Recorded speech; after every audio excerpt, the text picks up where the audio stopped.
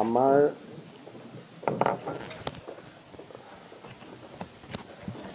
অসম চৰকাৰে অসমত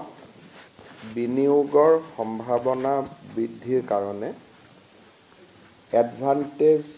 অসম আমি অনুষ্ঠিত কৰিছিলোঁ আৰু তাৰ পিছত অসমত বহুখিনি বিনিয়োগ অহা আমি দেখা পাইছিলোঁ। অৱশ্যে কোভিডৰ বাবে আমি যি ধৰণে অসমত বিনিয়োগৰ যিটো ইক'চিষ্টেম এডভান্টেজ ওৱানৰ সময়ত গঢ়ি তোলা হৈছিল তাক আমি যি ধৰণে কেৰি ফৰৱাৰ্ড কৰিব লাগিছিল তাক আমি কেৰি ফৰৱাৰ্ড কৰিব পৰা নাছিলোঁ। যদিও আমি ইনভেষ্টমেণ্ট সামিট পতা নাছিলোঁ, কিন্তু যোৱা 4টা বছৰত ৰাজ্য চৰকাৰে লোৱা বিভিন্ন প্ৰচেষ্টাৰ জৰিয়তে অসমত বহুখিনি বিনিয়োগ আহিব আৰম্ভ কৰিছে আৰু গোটেই ভাৰততে গুড গভৰ্নেন্স আৰু এটা গুড ইনভেষ্টমেণ্ট ডেষ্টিনেশ্যন হিচাপে অসমৰ এটা নেশ্যনেল ইমেজ এটাও যোৱা কেইটামান বছৰত যথেষ্ট বৃদ্ধি হৈছে। বিশেষকৈ অসমলৈ উভতি অহা শান্তিৰ পৰিৱেশেও আৰু তাৰ লগত এটা আন্দোলন বিবৰ্জিত পৰিৱেশেও অসমৰ প্ৰতি ইনভেষ্টৰসকলৰ ধাউতি যথেষ্টখিনি বৃদ্ধি কৰিছে। এই গোটেইবোৰ সময়ৰ সুবিধা আগত ৰাখি আমি অহা 24 আৰু 25 ফেব্ৰুৱাৰী তাৰিখে এডভান্টেজ অসম তাৰ যিটো দ্বিতীয় সংস্কৰণ সেই দ্বিতীয় সংস্কৰণ আমি গুৱাহাটীত অনুষ্ঠিত কৰিব বিচাৰিছোঁ আৰু এই দ্বিতীয় সংস্কৰণটোৰ আমি নাম দিছোঁ advantage Assam 2.0 investment and infrastructure summit 2025। দুদিনীয়াকৈ অনুষ্ঠিত হ'বলগীয়া এই ইনভেষ্টমেণ্ট সামিটৰ শুভ উদ্বোধন প্ৰধানমন্ত্ৰী নৰেন্দ্ৰ মোদী ডাঙৰীয়াই কৰিব আৰু তেখেতে ইতিমধ্যে আমাক তাৰ বাবে কনচেণ্ট দিছে। ইয়াৰ সামৰণি বা ভেলিডেটৰী সেশ্যনৰ বাবে আমি বিত্তমন্ত্ৰী নিৰ্মলা সীতাৰমণ ডাঙৰীয়ানীক ৰিকুৱেষ্ট কৰিম। তেখেতক মই এতিয়ালৈকে কথা পতা নাই, কিন্তু মই আশা কৰোঁ যিহেতু 25 ফেব্ৰুৱাৰীলৈকে সময় আছে আৰু তেতিয়ালৈকে ইউনিয়ন বাজেটো হৈ যাব, তেখেতে আমাৰ নিমন্ত্ৰণ নিশ্চয় ৰক্ষা কৰিব। এইবাৰ আমি সামিটখনত ইনভেষ্টমেণ্টৰ লগতে ইনফ্ৰাষ্ট্ৰাকচাৰক আমি সমানে গুৰুত্ব দিছোঁ, কাৰণ ইনভেষ্টমেণ্ট তেতিয়া আহিব যেতিয়া ৰাজ্যত ইনফ্ৰাষ্ট্ৰাকচাৰ বাঢ়িব আৰু সেইকাৰণে এইবাৰ আমাৰ ইনভেষ্টমেণ্ট আৰু ইনফ্ৰাষ্ট্ৰাকচাৰ সামিটত আমি ইনফ্ৰাষ্ট্ৰাকচাৰ সেশ্যন কেইবাটাও পাতিব খুজিছোঁ। এটা সেশ্যন আমাৰ পথ পৰিবহণ ব্যৱস্থাৰ ওপৰত হ'ব, যাক আমি উদ্বোধন কৰিবৰ কাৰণে গাডকাৰী ডাঙৰীয়াক নিমন্ত্ৰণ জনাম। এটা ৰেলৱে ইনফ্ৰাষ্ট্ৰাকচাৰৰ ওপৰত হ'ব, যাক আমি উদ্বোধনৰ বাবে অশ্বিনী বৈষ্ণৱ ডাঙৰীয়াক নিমন্ত্ৰণ কৰিম। এটা এগ্ৰিকালচাৰ ইনফ্ৰাষ্ট্ৰাকচাৰৰ ওপৰত হ'ব, কোল্ড ষ্টৰেজকে আদি কৰি, তাৰ বাবে আমি কেন্দ্ৰীয় মন্ত্ৰী শিৱৰাজ সিং চৌহানক আমি আমন্ত্ৰণ জনাম আৰু ঠিক সেই ধৰণে এটা চিভিল এভিয়েশ্যনৰ ওপৰত, তাৰ কাৰণে আমি চিভিল এভিয়েশ্যনৰ কেন্দ্ৰীয় মন্ত্ৰী ডাঙৰীয়া আমি নিমন্ত্ৰণ কৰিম। আৰু এটা হৈছে ইণ্ডাষ্ট্ৰিয়েল ইনভেষ্টমেণ্ট, বিভিন্ন ইণ্ডাষ্ট্ৰিয়েল পাৰ্কছ আদি অসমত আমি কেনেকৈ এক্সপাণ্ড কৰিব পাৰোঁ।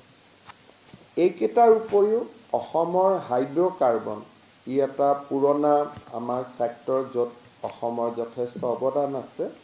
এটা সেশ্যন আমাৰ হাইড্ৰ'কাৰ্বন ইণ্ডাষ্ট্ৰিৰ ওপৰত হ'ব আৰু এই ধৰণে এইবাৰ আমি ইনভেষ্টমেণ্ট আৰু ইনফ্ৰাষ্ট্ৰাকচাৰ দুয়োটাকে সন্নিবিষ্ট কৰি এডভান্টেজ আছাম দ্বিতীয় সংস্কৰণখন আমি পাতিবলৈ সিদ্ধান্ত গ্ৰহণ কৰিছোঁ। অসমৰ বাবে বিশেষকৈ আমাৰ যেতিয়াৰ পৰা ৰাজ্যত ছেমি কণ্ডাক্টৰ ইণ্ডাষ্ট্ৰী প্ৰতিষ্ঠা হোৱাৰ কথা আগবাঢ়িলে তেতিয়াৰ পৰাই ৰাজ্যখনক লৈ বহুতো উদ্যোগ প্ৰতিষ্ঠানে বিভিন্ন ধৰণে বিভিন্ন অনুসন্ধান কৰি আহিছে আৰু তাৰ লগতে ভাৰত চৰকাৰৰো অহা ৩টা বছৰত যিমানবিলাক অসমত ইনভেষ্টমেণ্ট কৰাৰ সম্ভাৱনা আছে বা আমি প্ৰচেষ্টা কৰিলে ইনভেষ্টমেণ্ট হ'ব তাৰো আমি সম্ভাৱনা আমি কি ধৰণে আমি তাক খৰতকীয়া বা তাক আমি ধৰাতলত আনিব পাৰোঁ তাৰ বাবে আমি প্ৰচেষ্টা কৰিম। এই ইনভেষ্টমেণ্ট সামিটৰ সময়তে যেহেতু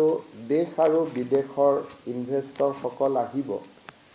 সেই সময়ছোৱাতে আমি বহুদিনে আমি আলোচনা কৰি থকা আমাৰ চাহ বাগিচাৰ ঝুমুৰ নৃত্যৰ যিটো সাৰ্বজনিক প্ৰদৰ্শন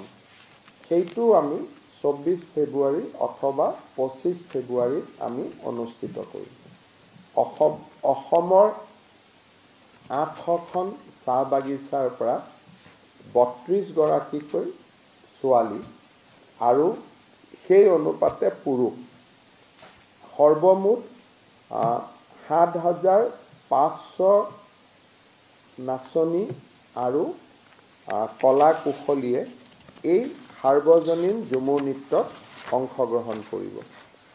আৰু ইয়াৰ বাবে আমি ডিটেইল গাইডলাইন বনাইছোঁ। Master trainer workshop, LAC level workshop, district level performance, তাৰপিছত তেওঁলোক গুৱাহাটীলৈ অহা তেওঁলোকৰ ৰিহাৰ্চেল আৰু ফাইনেলি ২৪ অথবা ২৫ তাৰিখে সেই ইনভেষ্টৰসকলে যাতে অসমৰ বাৰেৰহণীয়া সংস্কৃতিৰ এটা ঝলক বা আমাৰ চাহ বাগিচাৰ গোটেই ঝুমুৰ নৃত্যৰ বিষয়ে দেখা পায় সেইবাবে আমি এই ইনভেষ্টৰ সামিটৰ লগতে ৰজিতা খুৱাই আমি ঝুমুৰ নৃত্যৰ সাৰ্বজনিক যিটো প্ৰদৰ্শন তাকো আমি কৰিবৰ বাবে সিদ্ধান্ত লৈছোঁ। তৃতীয়তে ইনভেষ্টমেণ্ট সামিট এইবাৰ আমি বহুত ব্যয়বহুল কৰিব খোজা নাই। আমাৰ চৰকাৰৰ ৩টা প্ৰতিনিধি দল ৩টা ছেগমেণ্টত ৩খন বিদেশী ৰাষ্ট্ৰলৈকে ছিংগাপুৰ আৰু জাপানলৈকে এটা প্ৰতিনিধি দল, এটা প্ৰতিনিধি দল আমেৰিকা, এটা প্ৰতিনিধি দল ইউনাইটেড কিংডম আৰু ইয়াৰ যিকোনো এটা প্ৰতিনিধি দলে যাওঁতে ডুবাই। অৰ্থাৎ আমি বহুত বেছি ১৬-২০খন দেশত আমি যাব খোজা নাই যাতে অলপ গোটেই ব্যৱস্থাটো সংকুচিত হ'ব পাৰে। সেইকাৰণে আমি এটা প্ৰতিনিধি দল ছিংগাপুৰ, জাপান, এটা প্ৰতিনিধি দল আমেৰিকা যুক্তৰাষ্ট্ৰ, এটা প্ৰতিনিধি দল ইউনাইটেড কিংডম আৰু ইয়াৰ যিকোনো এটা প্ৰতিনিধি দলে ডুবাইত অন দ্য ৱে আমাৰ ৰোড শ্ব' তেওঁলোকে কৰিব আৰু দেশৰ আমি গোটেইকেইখন মেট্ৰপলিটন বিশেষকৈ মুম্বাই, নতুন দিল্লী, হায়দৰাবাদ, বেংগলোৰ, চেন্নাই, আহমেদাবাদ আৰু কেলকাতা এই ৬খন জাগাত আমি অসমৰ ইনভেষ্টমেণ্ট সামিটৰ ওপৰত আমি ৬খন ৰোড শ্ব' কৰিম যাতে লিমিটেড হয় আৰু থিম অৰিয়েণ্টেড হয় আৰু ইয়াৰ লগতে যিহেতু আমি ইনফ্ৰাষ্ট্ৰাকচাৰৰ কথা আলোচনা কৰিছোঁ ইয়াৰ মাজতে আমি ভূটানলৈকেও যাম কাৰণ আমি কেইবাটাও টেকনিকেল ৱৰ্কশ্বপত আমি দেখা পাইছোঁ যে ভূটানৰ পৰা নামি অহা পানীক আমি অসমৰ জলসিঞ্চন আৰু জল যোগান এই দুইটা কামত আমি খুব ধুনীয়াকৈ ব্যৱহাৰ কৰিব পাৰোঁ। ওদালগুৰি জিলাৰ বহুকেইটা স্থানত আমি ভূটানৰ পৰা নামি অহা পানীৰে জল জীৱন মিছন আঁচনি আমি কৰিব পাৰিছোঁ ইয়াৰ পিছত আমি ইয়াক টেকনিক্যালি এছেছ কৰোঁতে আমি দেখা পাইছোঁ যে ভূটানৰ পৰা নামি অহা পানীক আমি যদি জলসিঞ্চনৰ কামত ব্যৱহাৰ কৰিব পাৰোঁ তেতিয়াহ'লে বছৰটোৰ আটাইকেইটা মাহতে নামনি অসম আৰু বিশেষকৈ বিটিআৰ অঞ্চলৰ খেতিপথাৰসমূহত পানী আমি 365 দিনে আমি ৰাখিব পাৰিম। আমাৰ জান-জুৰিসমূহ শুকাই যায় যদিও ভূটানৰ জান-জুৰিসমূহ শুকাই নাযায়, সেইকাৰণে ভূটানৰ পৰা ইয়াত কিবা বিনিয়োগ আহিব তাক আশা কৰি নহয়, কিন্তু ভূটানৰ প্ৰাকৃতিক সম্পদক অযথা এনেই অসমলৈকে অহাৰ পৰিৱৰ্তে বা পানী এনে আহিলে আমাক ইয়াত বানপানী কৰিলে তাৰ পৰিৱৰ্তে আমি ইয়াক গঠনমূলক কামত ব্যৱহাৰ কৰিব পাৰোঁ নেকি, তাৰ বিষয়েও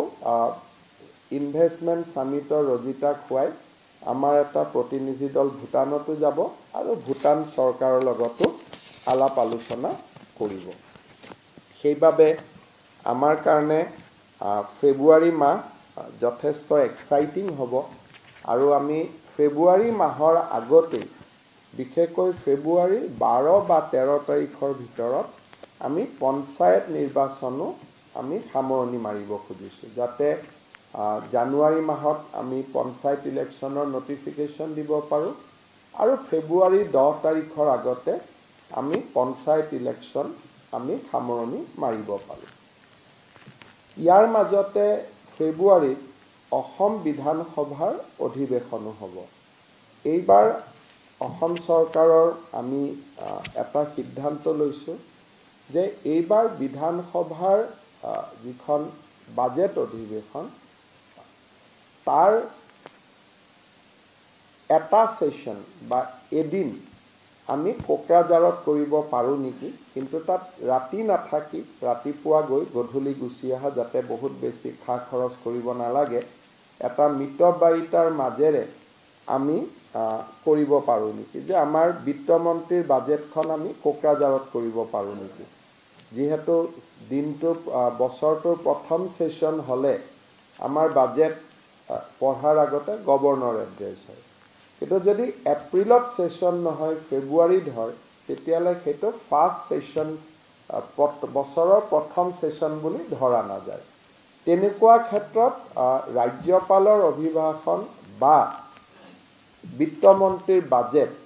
কোনোবা এটা বিশেষ ব্যৱস্থা এইবাৰ আমি কোকৰাঝাৰত কৰিম, যাতে দিনটো কৰি পেলাই আমি গধূলি কোকৰাঝাৰৰ পৰা উভতি আহিব পাৰোঁ, ৰাতি থকা মিলা বৃহৎ ব্যৱস্থা কৰিব নালাগে, কিন্তু কোকৰাঝাৰত এটা ছিগনিফিকেণ্ট কাম এটা যাতে কৰিব পাৰি, হয় ৰাজ্যপালৰ অভিভাষণ নহ'লে বিত্তমন্ত্ৰীৰ বাজেট বক্তৃতা, এই দুইটাৰ কোনোবা এটা আমি কোকৰাঝাৰত কৰিম আৰু 2 এদিনতে বিটিআৰ কৰ্তৃপক্ষৰ লগত কথা পাতি এই বিষয়ে আমি সিদ্ধান্ত ল'ম। আৰু মই ভাবোঁ যে এই কোকৰাঝাৰৰ বিধানসভাৰ অধিৱেশন পতা এটা বহুদিনীয়া ইচ্ছা এটা আছিলে বিটিআৰৰ ৰাইজৰ, আমাৰ বিধানসভাৰ অধ্যক্ষৰ, তাৰ জৰিয়তে এইটো আমি সমাপন কৰিব পাৰিম।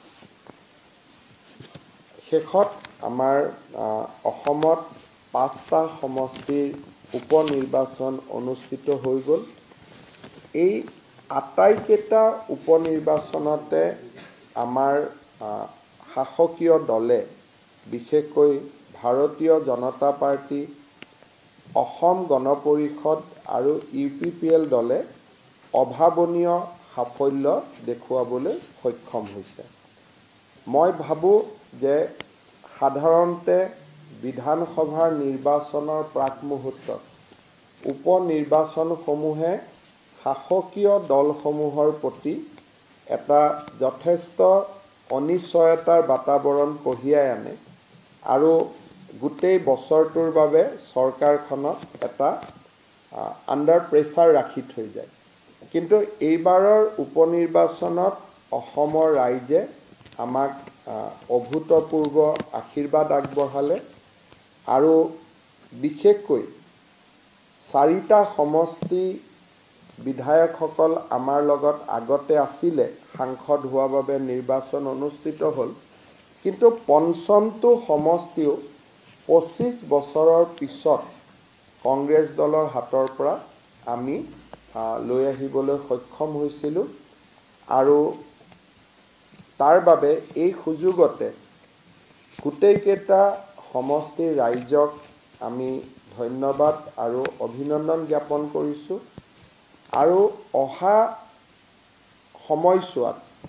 আমি দুগুণ উৎসাহেৰে সৈতে অসমৰ জনগণৰ বাবে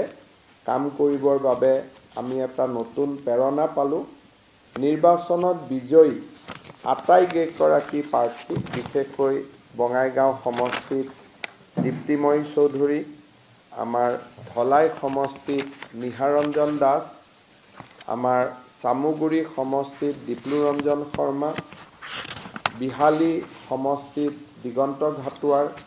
আৰু চিডলি সমষ্টিৰ বিজয়ী প্ৰাৰ্থী নিৰ্মল কুমাৰ ব্ৰহ্মক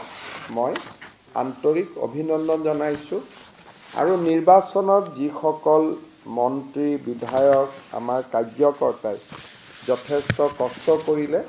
তেওঁলোককো মই অভিনন্দন জনাইছোঁ। আপোনালোকে যদি কিবা সুধিব বিচাৰে সুধিব পাৰে।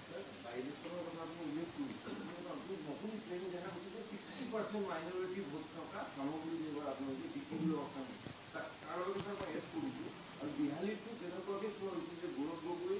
যোৰহাট জিকাৰ পিছত পিছু চৌধুৰী